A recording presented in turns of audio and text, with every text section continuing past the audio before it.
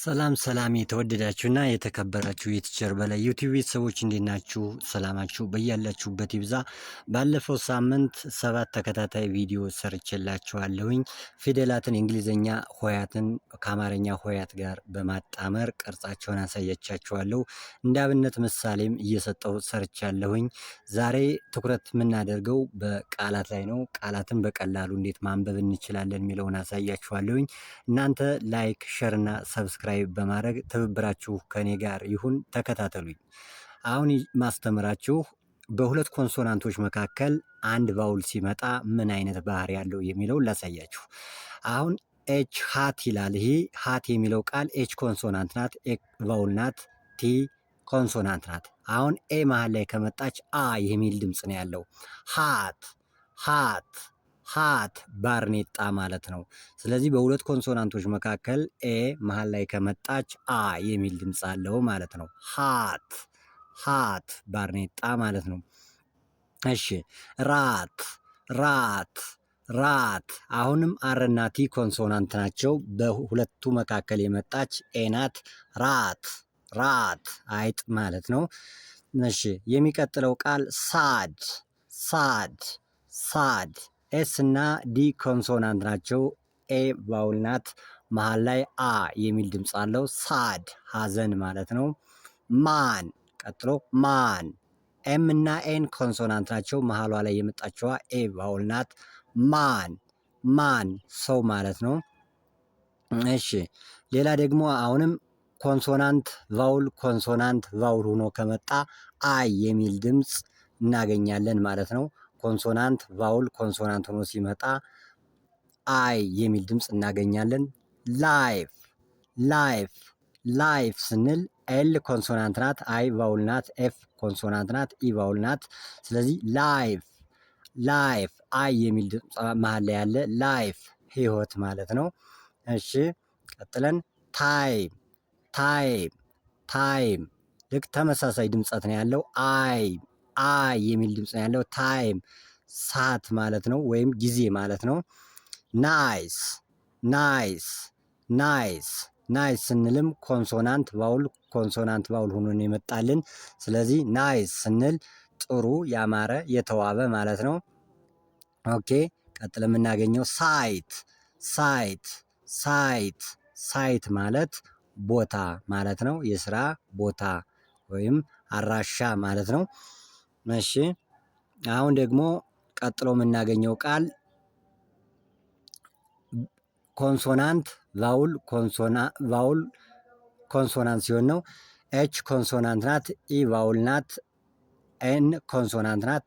መሀል ላይ ኢ ከሆነች ኤ የሚል ድምፅ ነው አለው። አሁን ፎኖቲካሊ በቅርጹ አሁን እቺ ኢ ብለን ነው የምናነባት፣ ግን በድምፀት ደረጃ ኤ የሚል ድምፅ ያላት። ሄን ሄን ሄን ሄን ማለት ዶሮ ነው። አሁንም በተመሳሳይ ኤምኢኤን ሲሆን ሜን ሜን ኤ የሚል ድምፅ ነው የምናገኘው። ሜን ወንዶች ማለት ነው። እሺ ወንድ ሰው የሆነ ማለት ነው። የሚቀጥለው ቃል ኬይ ኬይ ኬኢ ዋይ ኬይ ኤ የሚል ድምፅ እናገኛለን። የቤት ቁልፍ ማለት ነው። ኬይ የቤት ቁልፍ ማለት ነው። እሺ ፔን ፔን ፔን ፒኢኤን ፔን ፔን ኤ የሚል ድምፅ እናገኛለን። ፔን ማለት እስክርቢቶ ማለት ነው። በጣም ጥሩ። እሺ አሁን የምናገኘው ቃል ደግሞ ዶግ። አሁን በሁለት ኮንሶናንቶች ደግሞ ኦ ሲኖር ኦ የሚል ድምፅ እናገኛለን። ዶግ ዶግ ኦ የሚል ድምፅ እናገኛለን። ውሻ ማለት ነው። ውሻ ማለት ነው። እሺ ሆት ሆት ኦ የሚል ድምፅ ነው የምናገኝ። ትኩስ ወይም ሙቀት ማለት ነው። ሆት ሆት ትኩስ ወይም ሙቀት ማለት ነው። ፎክስ ፎክስ ፎክስ ኦ የሚል ድምፅ አለው። ፎክስ ቀበሮ ማለት ነው፣ ወይም ብርቅዬ ቀበሮ የዱር እንስሳ ማለት ነው። እሺ ጎልድ ጎልድ ጎልድ ኦ የሚል ድምፅ ነው ያለው። ይህም ወርቅ ማለት ነው። ወርቅ ማለት ነው።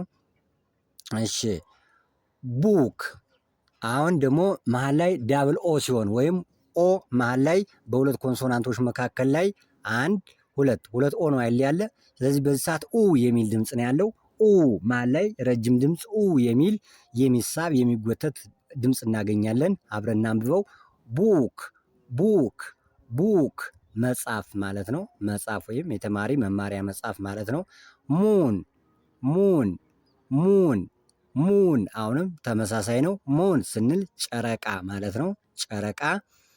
ፉድ ፉድ ፉድ ፉድ ስንል ምግብ ማለት ነው። ፉድ ማለት ምግብ ማለት ነው። ቀጥለን ውድ ውድ ውድ እንጨት ማለት ነው።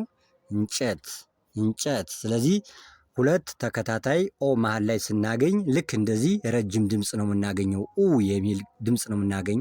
ቡክ፣ ሙን፣ ፉድ፣ ውድ የሚል ልክ ተመሳሳይ ድምፅ እንደዚህ ረዘም ያለ ድምፅ እናገኛለን ማለት ነው።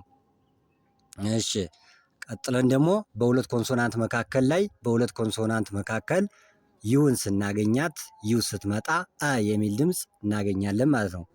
በት በት በት አሁን ቢ ኮንሶናንት ናት።